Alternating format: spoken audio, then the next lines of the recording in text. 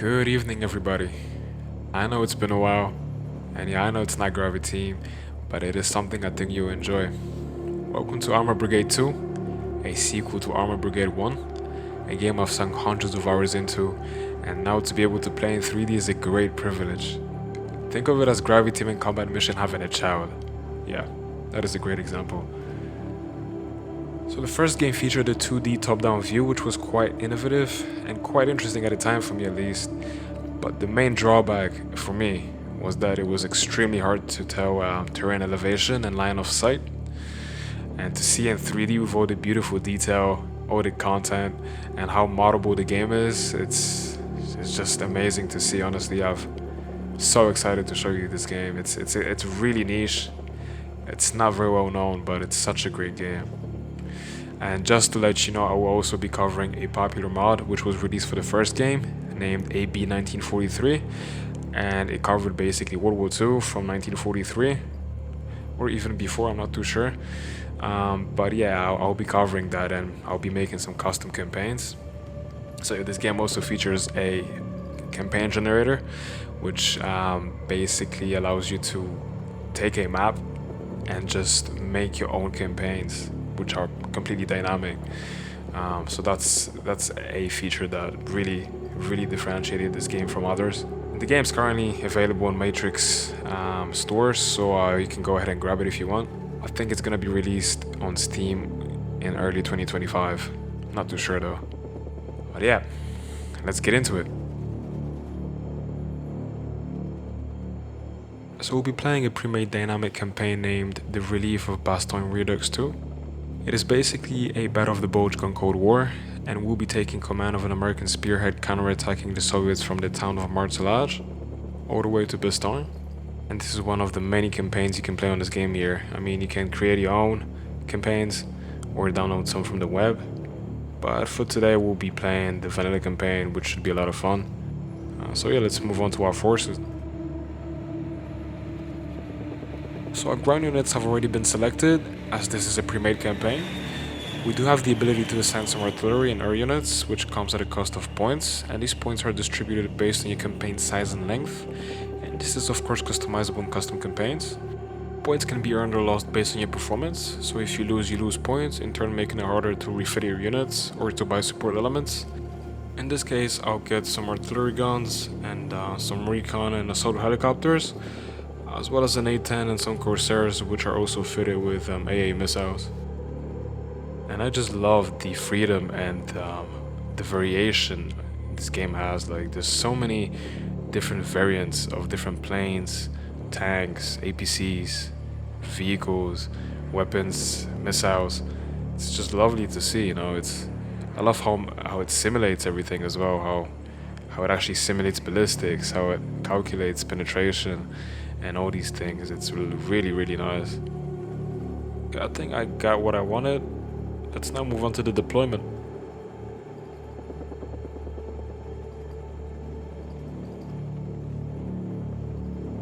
For Abel I, I've allocated 2 mechanist platoons fitted with M113s in preparation for the assault on Point B, 2 M60 tank platoons providing long-range cover, AA batteries, and a mortar platoon with 2 mechanist platoons. Abel I's plan is to first capture and hold Point B, then we'll send our mechanized reserve and simultaneously assault Point A and C. So maneuver warfare is key for Abel I. For Abel II, I've allocated 2 mechanized platoons with 1 on reserve, preparing to assault the hilltop marked with the letter A, then move on to capture the small houses on Point B. They're supported by 1 M60 tank platoon providing long-range cover, and some ATGM APCs and a HQ unit for better cohesion.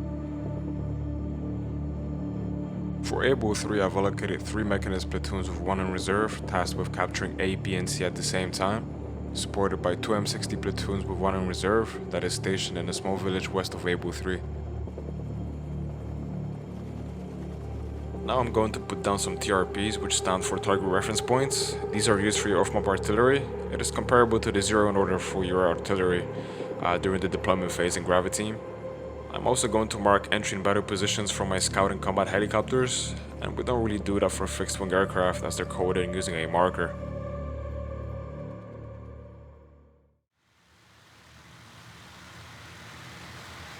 Okay, so I've prepared mortars to fire smoke ahead of Abel I's assault on point B, and I have also moved the M68-3s on the right flank to cover the advance.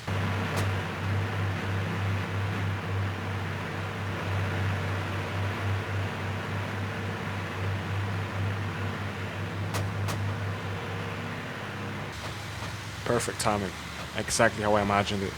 This should be good cover for our troops advancing.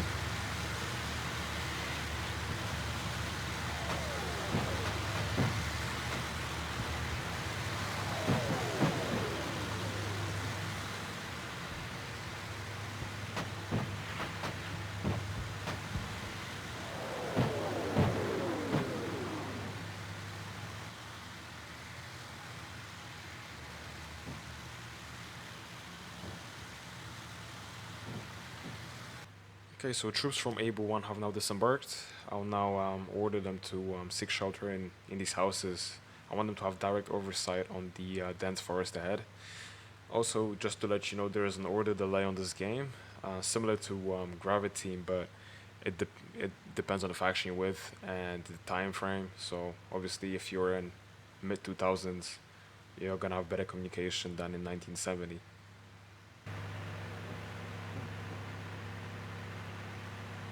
One of our ATGMs from Abel III scout unit spotted a T-62. Oh yeah, he's out of the war. So our units from Abel II have now reached the hilltop, and now they're gonna make their way down to the houses and secure that perimeter. Everything's going according to plan, and this dense forest should provide good cover for our infantry. I'm now going to get a AH-1 to hover over this area, specifically this little valley, as I feel like there might be some tanks rolling through there. We've also spotted some PD-76 scout tanks. I've dispatched some ATGMs to counter them as well.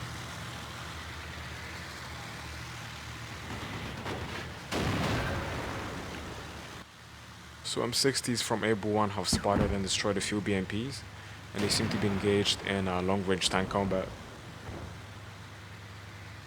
So our scout units have also spotted quite a lot of movement from the far end, from the opposite part of the map.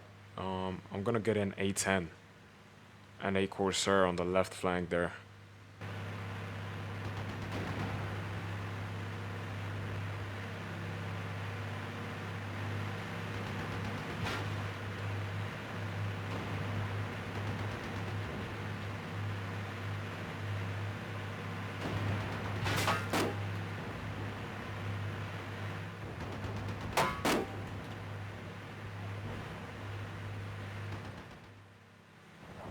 That M2 Browner should be able to penetrate that BMP from that angle. And we've also stumbled across something bigger than we bargained for. We got some AT infantry. So our ATGMs arrived and have direct visual on the PT-76s.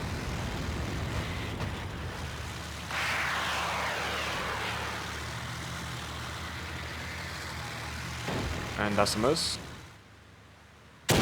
Another miss. Damn.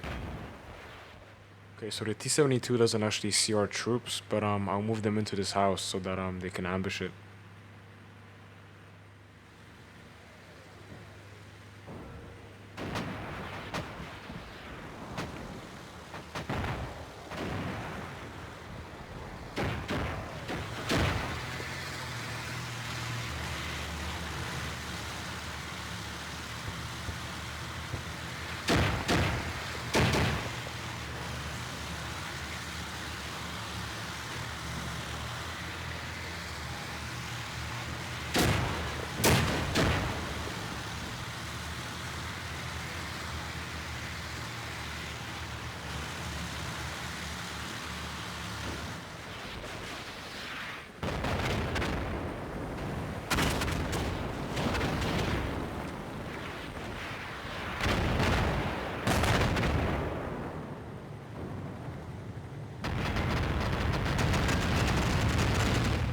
He just dropped some cluster bombs. They're very effective against armor, destroying 2 of our M60A3s.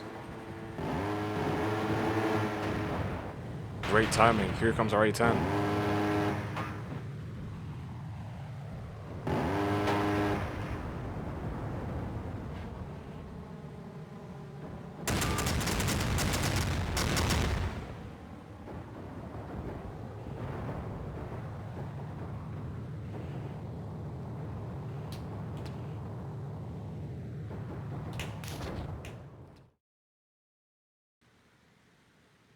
So I'm moving my M63s to the tree line over here so that they can have a better look at the valley as I see some Soviet movement over there.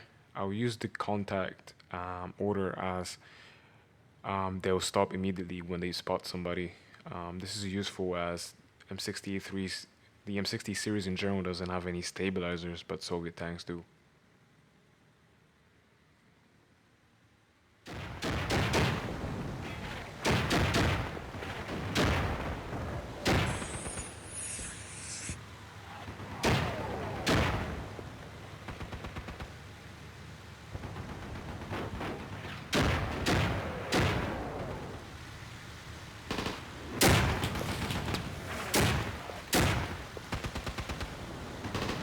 Well, look at that Corsair dropping those bombs on them. This is beautiful, man. It's beautiful.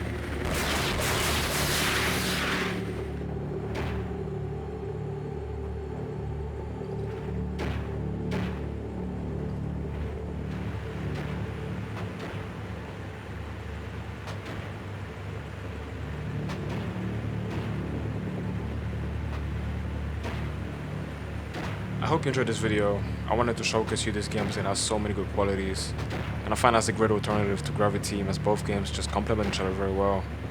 Regardless, leave in the comments if you enjoyed this video, and if you would like to see more. I hope you enjoyed it anyway.